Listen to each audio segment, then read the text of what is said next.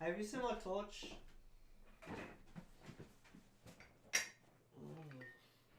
No.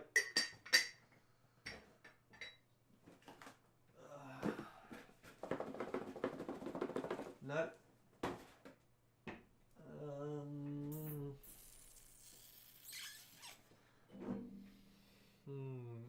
No.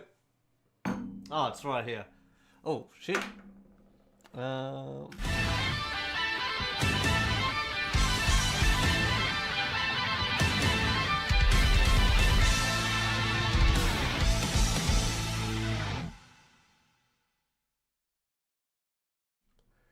Greetings, programs, and welcome back to the gamification. Sorry, it's been a while. It's been like 2 weeks or something, but yeah, a lot happened. I think one week I just didn't bother, but the other week we had Star Wars Celebration as well. Yeah, some crazy things have happened, but let's get into it anyway with the first segment I like to call New News. It's good news, not always.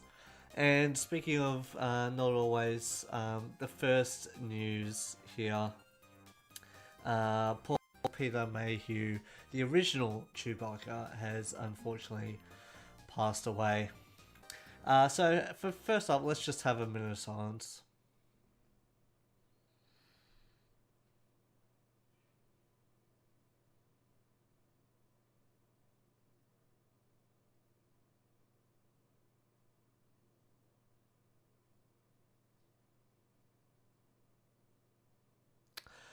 Okay. Yeah, unfortunately, I've heard mixed reports, but yeah, unfortunately, Peter Mayhew, yeah, he passed away at age 74, which was a real shame. He was still kind of mentoring and stuff, and loving being Chewie, coming around to the conventions and stuff like that. He was just a great guy, great character. A lot of the people from the original trilogy, or not a lot anymore, obviously, but like Mark Hamill, Harrison Ford, um, George Lucas, I can't remember her name. I'm sorry. Kathleen Kennedy, and also I want to say Lando, but that's not his name. You know who I'm talking about. Yeah, they all said some nice things, and I just want to share a couple with you.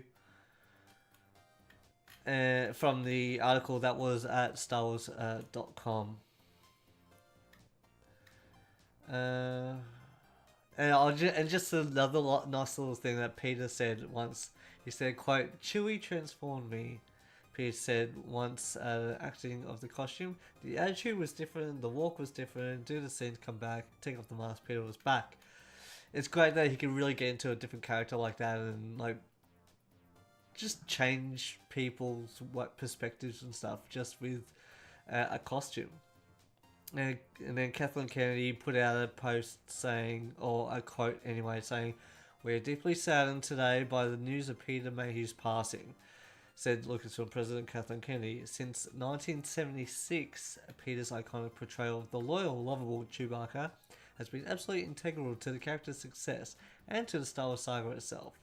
When I first met Peter during The Force Awakens, I was immediately impressed by his kind and gentle nature.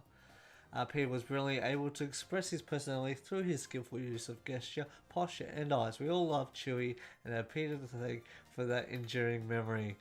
I remember I was watching some things on Twitter and whatnot, on videos, and how back when they were doing episode 7, there would always be like between camera acting takes and whatnot that then stop for a hug break with Peter Mayhew in the Chewie costume, and they'd actually have to replace the costume a few times because it got so worn out from all the hugging, and I thought it was really sweet.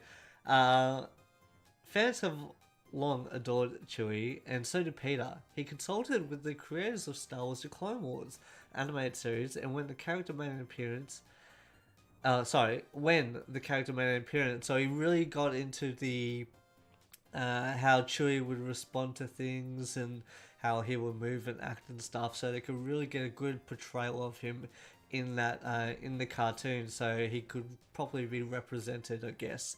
And from what I remember, yeah, he did.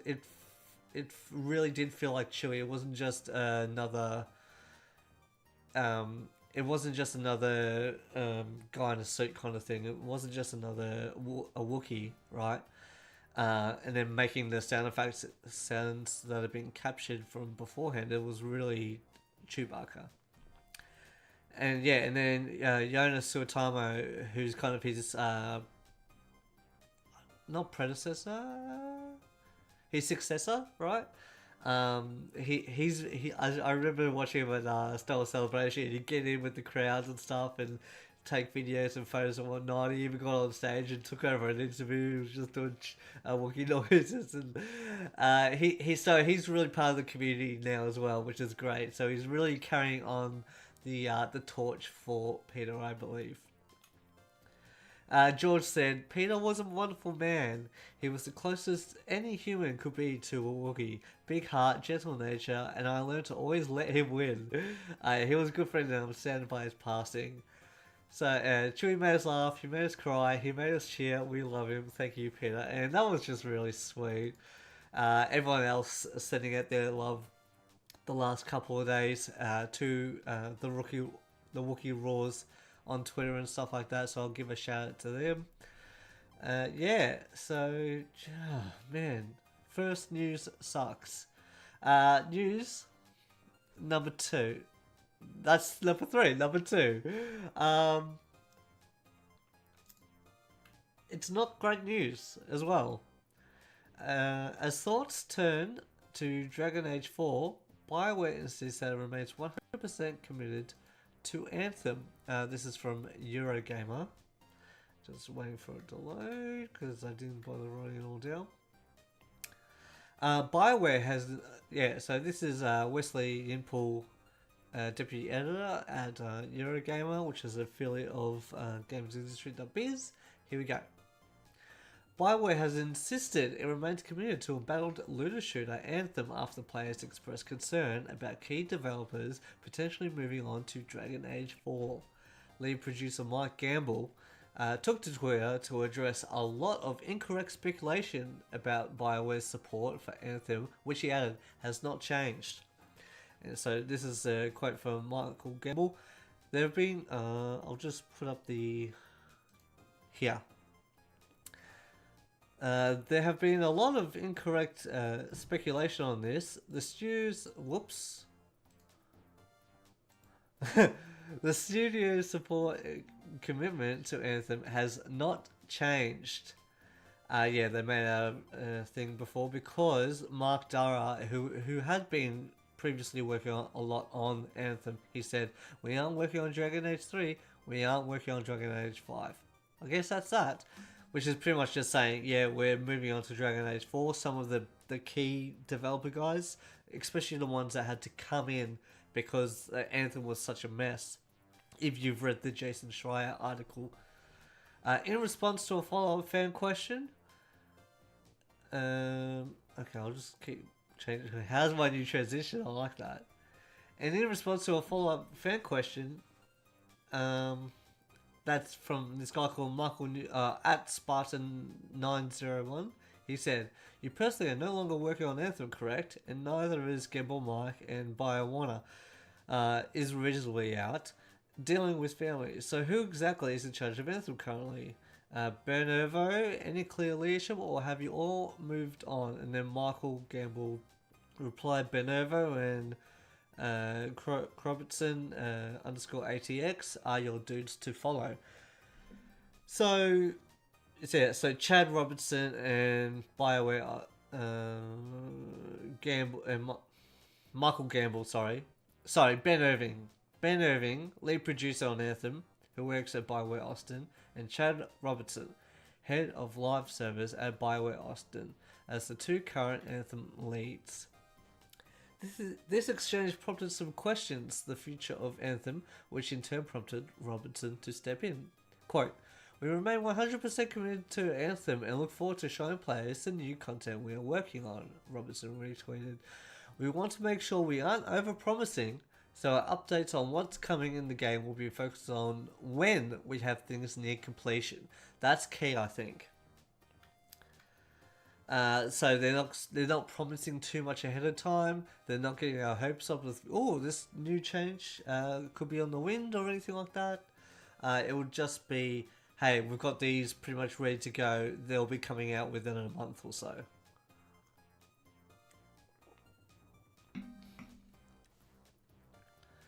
Then he goes on to say, along with Ben Ovo and I, we've got a big team between Austin and Edmonton focused and motivated for improving the game. We appreciate your support and for being on this journey with us. Robertson's tweets are a clear attempt to pour cold water on the negative speculation that followed Gamble and Dara's tweets that BioWare faces an uphill challenge growing Anthem's audience following the game's disastrous launch. But it also... Okay, so last month... I'll just finish this article. Last month, BioWare delayed a raft of additions to Anthem, including its much-hyped Cataclysm, which was meant to be like a raid event. The game's first full-person raid-like activity.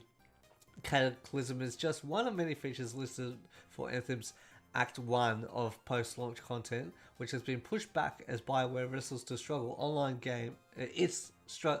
Wrestles its struggling online game into shape. So that's also going to be a problem with matchmaking. I believe Anthem's got that problem going on because people are falling off this game, and even I have a bit. I haven't played it in a long time, in a couple months or something, almost like a month and a half.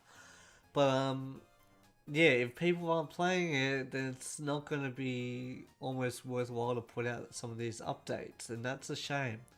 But I still hold out hope because I actually had a lot of fun on Anthem. Let me down. Let me down. Please don't let me down. Let me know in the comments below. What do you think of this? Do you think new changes are on the wind or anything like that? Are they going to be keeping their promises, or do you think it's just too late for Anthem, or are you enjoying it? So let me down. Let me know. Let me know in the comments below, or just hit me up on my socials. I'd love to hear from you guys. Okay, news number 3, and this is not great news either. Just bear with me. This has been a bad news week. Sonic movie director pledges to improve character design following fan reaction. This is at pushsquare.com.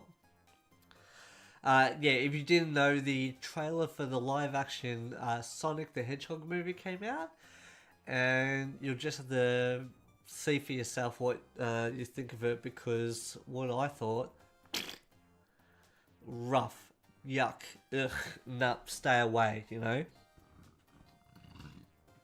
Pardon me. Tea makes me burp, apparently. Anyway, moving on. So, I'll read the article, it's a short one. Unless you've been living under a rock, you'll no doubt have seen the debut trailer for the Sonic the Hedgehog movie. If you also want to see it, I'll just put a link down below referencing it so you can go see it. And then let me know what you think. At the very least, a few stills from the video will have likely cropped up on your social media feeds. The reaction to the trailer has been almost entirely negative, and funnily enough, the biggest problem seems to be Sonic himself. The titular character has been lampooned by the public and the press due to his unusual appearance. We could probably all agree that it's awful, right? Well, the director of the film, Jeff Fowler, has heard the feedback. Taken to Twitter, he states the design of Sonic will be changed to better match the expectations of fans. Quote, "Thank you for the support and the criticism. The message is loud and clear. You aren't happy with the design and you want changes. It's going to happen. Everyone at Paramount and Sega are fully committed to making this character the best he can be." End quote. This will be quite the undertaking, as we can only assume a lot of work on the movie has already taken place. While a CG character model can theoretically how can I not say that word, theoretically be swapped out of a given shot, it's still a ton of extra work for the design and animation teams. The movie is scheduled to arrive in theaters this November. Yeah, so this is where I'm unhappy about this news, where I'm like, you think, oh yeah, we're getting changes because we complained enough. But the fact that people complained and therefore um, the studio's like, oh shit, they don't like it, we better change it. Even though this is our design, this is the way our vision, this is the way we want to put forth something. Give it a different twist to it, right? It's very flippant. Yes and no in a way, as in, sure, like most studios go, oh, it's probably not going to trend well, but let's put it out anyway, make a bit of money back if we can. But there's the movie, there you go. But they're saying, hey, let's put more money into this to make it what people want, even though no one really asked for a Sonic the Hedgehog movie. It just spells trouble to me, honestly, and it's another thing of internet culture. Is like, oh, you didn't give us what we wanted. We're going to attack you for it. Oh, you gave us what we wanted and what we expected. Therefore, we don't like it because it's not new. Yeah, that just plays badly for me. I don't like that. Yeah, so I wasn't a big fan. Like, I'm not a fan of the trailer at all. Like, this movie looks very baseline, I want to say. Very almost the second live action Ninja Turtles movie. Not the one that like from back in the 80s, even the most recent one, which was like 2014, 2015. It could have been even 2016, but I don't think it was. It's very campy. Pardon me. Yeah. No. So, but we'll just then have to wait and see how they change it, because, yeah, the Sonic, if you don't know, the Sonic picture or the screenshots or the trailer, it's a very more human looking, like anthropomorphic, as in the way it's got like human teeth instead of just like an anime kind of white block or whatnot. And it's so it's very, very detailed, right? And he's got blue arms instead of like the skin toned arms or whatever. And it just looks, I don't know, it's just off to me. Anyway, let's move on to news. I actually forgot what news we were up to. 1, 2, 3.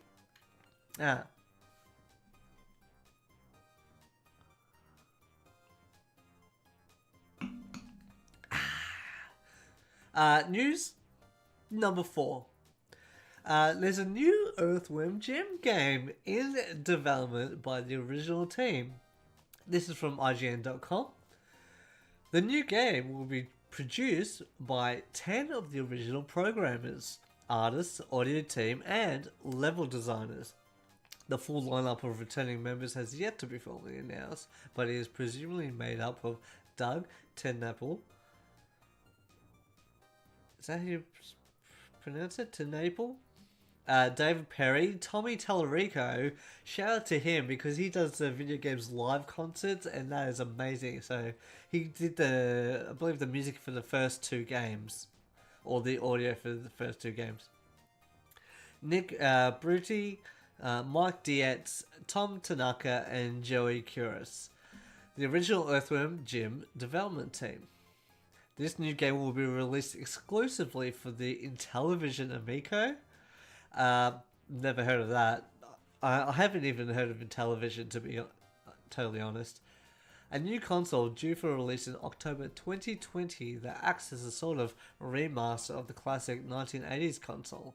Tommy Tallarico, the composer and sound designer for the original 2 Earthworm Jim games, is the CEO and president of Intellivision Entertainment. Did not know that. That was crazy. So, he's the CEO of in television entertainment. He's also like the CEO or whatever of Video Games Live. He runs that whole show. And so he does tours and stuff like that all over the world. That's crazy. The first look at Earthworm Jim will come as part. Okay, sorry, I'm reading that as if I'm reading it to myself.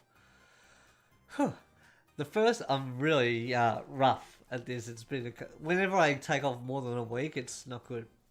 The first look at Earthworm Jim will come as part of a live stream being held on Saturday, May the 4th at noon Pacific time. Hang on, I think that's... Okay, that's it. Okay, that's later. It'll be the 5th for me. 8 PM UK, 5 AM Australian Eastern Standard Time for Sunday. In which the team will hold a design meeting and discuss their vision. Quote. We have been talking about this moment for many years. It's a dream come true to finally get the entire team back together. We're looking forward to sharing a small part of our reunion, an initial design meeting with fans from around the world, said Tommy Tallarico in a press release. Okay, so I just want to stop on this part. Initial design meeting. So what, they haven't even really started even talking about this game? Like, hey, let's make a game. Okay, we'll discuss it on a stream. What? Yeah, so they don't have the scope, they don't have the level designs or anything like that, or art designs or anything like that figured out. What the heck? That seems very almost irresponsible. And another thing where I'm like, well, if they're doing it on stream, are they going to be asking for fan input? Where it's confusing for me. While the announcement offers no information on what this new Earthworm Jim may look like and play like, it seems likely that will be close to the original games. The Intellivision Amico website shows that the console will feature a heavy amount of classic 80s and 90s game re-releases and remasters, and claims the machine is powered by 21st century 2D chip and architecture. As such, it seems sensible to expect a very classic style new entry to the series. So they're doing something new but something not. Yeah, that's weird. Okay. So let's get on to the next segment that I like to call...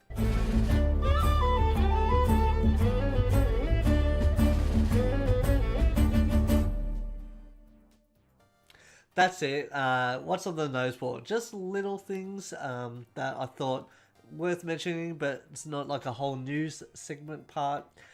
So let's get into it. The first one, PS Plus games that are coming out this month in May. What Remains of Edith Finch? Definitely get that. Especially if you like those like first-person walking simulator type games. Like Everyone's Gone to the Rapture, or what was the other one? Oh, there were some others. I can't remember. Same people. What Remains of Edith Finch and Overcooked. They are on PS Plus right now. Also, for PC, like Steam and good old games, the original Star Wars Battlefront, the 2004 version, is out. Has been released thanks to the Star Wars Day promotion. At last. It's about bloody time. Okay, third one. Borderlands 3 just had a big stream where they showed off information, gameplay and whatnot, and told you a whole lot of information. I will leave a comment down below for the Kotaku article, so you can see and read about all the things that if you're interested in this game. I'm not a big Borderlands person, but I'm putting it out there for you guys to consume. Also, if you like Final Fantasy X and X-2 and you've been playing for years or something, or you want to get more information out of it, there is an in-depth look at Final Fantasy X, X-2 with some of the original creators. So it's like a Japanese with subtitles and stuff like that. It goes for about 10-15 minutes or something. They just talk about their favorite elements and whatnot, different art that they've done, the music and whatnot, I guess, I'm assuming. So I will also leave a link down there for you. Alright, so that's coming up to our last segment for this week. Games out this week. So let's smash through this and then we'll be done for this week. Games out this week. The end is nigh. PS4. Fade to Silence. PS4, Xbox One. Final Fantasy 12, The Zodiac Age on the Nintendo Switch. I think it's on... It says Xbox One, but I think it's already been out on Xbox One. So correct me if I'm wrong. Fell Seal. Fellseal. Arbiter's Mask. PS4 and Xbox One. That got a really good review from GameSpot. Starlink Battle for Atlas, PC and Nintendo Switch, obviously. That got about a 7 out of 10 or something. Aero Complete Edition, Xbox One. Tabletop Racing World Tour on the Nintendo Switch. Crashbots, Xbox One, Nintendo Switch and PS4. Star Wars Battlefront 2004 on PC. Strike Suit Zero, Nintendo Switch. Mortal Kombat 11, all platforms. And Black Paradox, Nintendo Switch and Xbox One. Oh boy, so that's it for me today, guys. Thanks for tuning in. Thanks for sticking around for as long as you have. I'm glad to be back and talking all things games, movies, and whatnot. Oh, I forgot that intro. Oh my goodness, that's how shonky I am. Oh, jeez, that's a disappointment. Alright, guys, hopefully it'll be better next week. That's it for me. Jacko out. End of line.